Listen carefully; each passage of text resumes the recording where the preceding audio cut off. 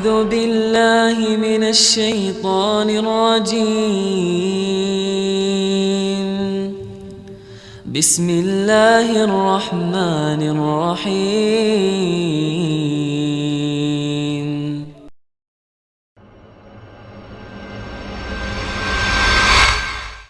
Tetapi secara global teman-teman sekalian, secara global semua sahabat wajib kita doakan dengan mengatakan radhiyallahu anhum ajma'in.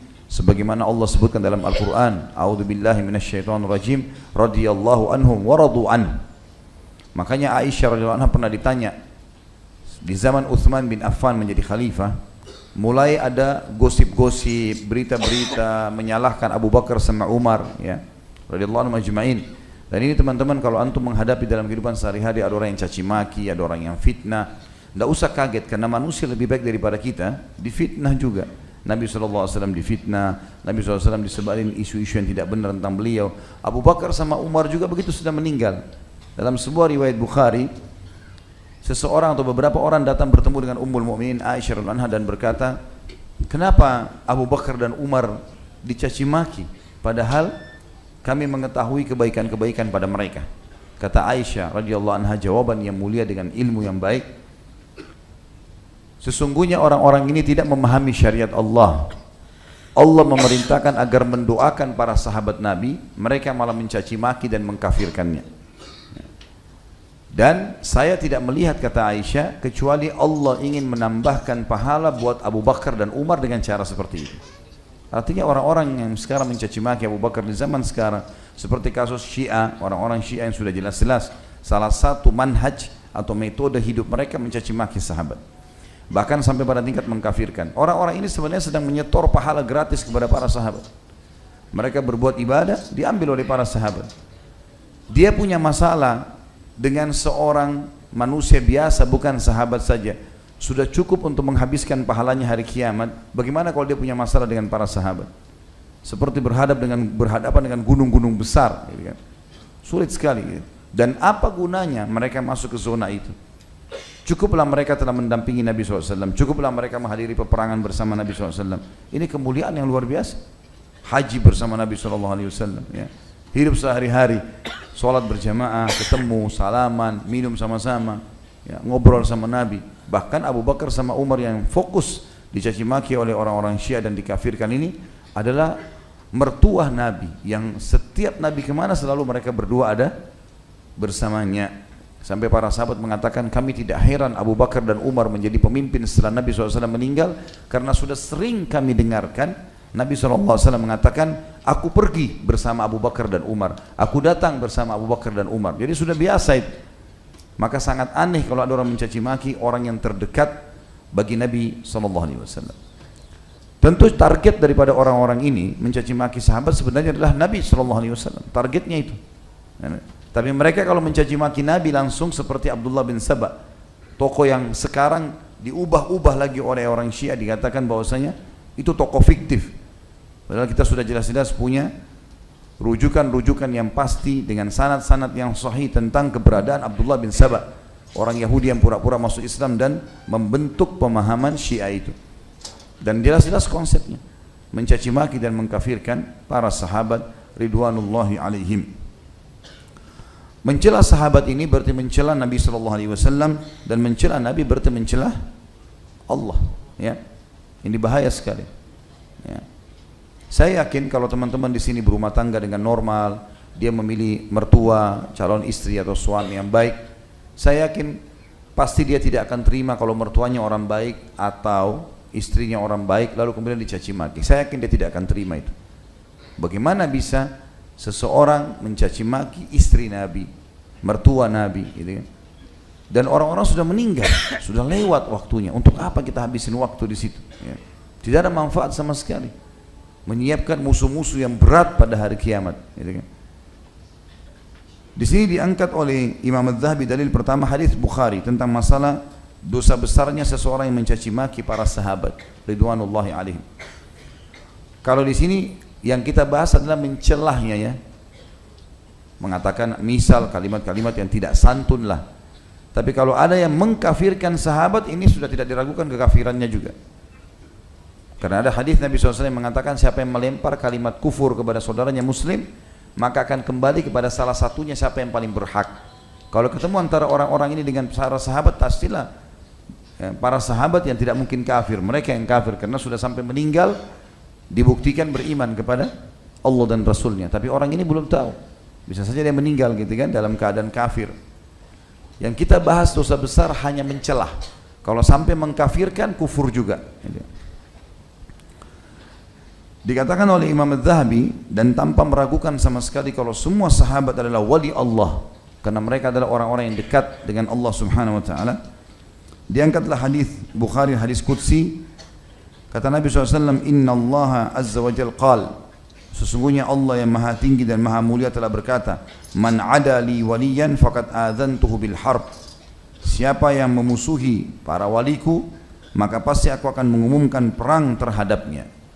Kita tahu para sahabat tentu wali-wali Allah karena mereka sangat dekat dengan Nabi SAW. Kesalahan mereka pun kalau terjadi di zaman itu diluruskan langsung oleh Al-Quran. Kita tahu dalam ayat misalnya surah At-Talaq atau surah Al-Mujadilah, ada sahabat yang ribut dalam rumah tangga, lalu ayat Al-Quran datang meluruskan mereka. Ada di antara mereka berkorban di medan perang, disebutkan, dipuji oleh Sang Pencipta Allah. Ada di antara mereka yang disebutkan namanya secara langsung dalam Al-Quran, banyak, seperti Zaid bin Harithah, ya. Ada disebutkan nama-nama orang atau para sahabat dalam Al-Quran. Maka mereka jelas-jelas adalah wali-wali Allah, dan memusuhi wali Allah berarti Allah mengiklankan perang bersamanya. Dalil yang lain adalah hadis Bukhari Muslim. Nabi SAW bersabda sebagaimana sudah saya bacakan tadi, La tasubbu ashabi huwa alladhi nafsu Muhammadin biyadi law anfaqa ahadukum mithla Uhudin dhahaba ma balaga mudda ahadihim wala nasifa. Janganlah kalian mencelah sahabat-sahabatku, karena demi zat yang jiwaku berada di tangannya, seandainya salah seorang dari kalian menginfakkan emas sebesar gunung Uhud, niscaya tidak akan menyamai satu mud atau separuh dari infak mereka. Satu mud berarti satu genggam, setengahnya pun tidak bisa kita samai kalau kita berinfak dengan satu gunung Uhud semuanya emas. Juga Aisyah mengatakan dalam hadis yang sahih, dan hadis ini diriwayatkan Imam Muslim, umiru bil istighfari li ashabi Muhammadin sallallahu alaihi wasallam fasabbuhum. Sungguh aneh perkara orang-orang yang banyak mencaci maki para sahabat Nabi, padahal mereka diperintahkan untuk memohon ampun untuk para sahabat Nabi sallallahu alaihi wasallam, tapi mereka justru mencaci maki mereka. Sudah tahu ayatnya ya? Ada di antara doa yang kita dianjurkan baca adalah Rabbana ighfir lana wa li ikhwanina alladhina sabaquna bil iman wa la taj'al fi qulubina ghillan lil ladzina amanu rabbana innaka raufur rahim. Ini di antara doa yang kita dianjurkan baca dari Al-Quran, yang artinya, wahai Tuhan kami, ampunilah kami dan orang-orang yang telah beriman sebelum kami, dan janganlah engkau letakkan di dalam hati kami kebencian terhadap orang-orang beriman yang telah lalu itu. Sesungguhnya kau maha pengampun. Yang dimaksud sini kata ulama adalah para sahabat, karena kita datang setelah itu membaca, atau orang-orang bahkan setelah datang sahabat, tabi'in dan seterusnya, sebelum kita semuanya kita doakan, puncaknya adalah para sahabat. Di dalam hadis yang lain, hadis ini riwayat Ibnu Abi Asim dalam kitab As-Sunnah dan dihasankan oleh Syekh Albani, kata Nabi SAW, Man sabba ashabi fa'alaihi la'natullah. Barang siapa yang mencela sahabatku, maka dipastikan laknat Allah akan menimpahnya.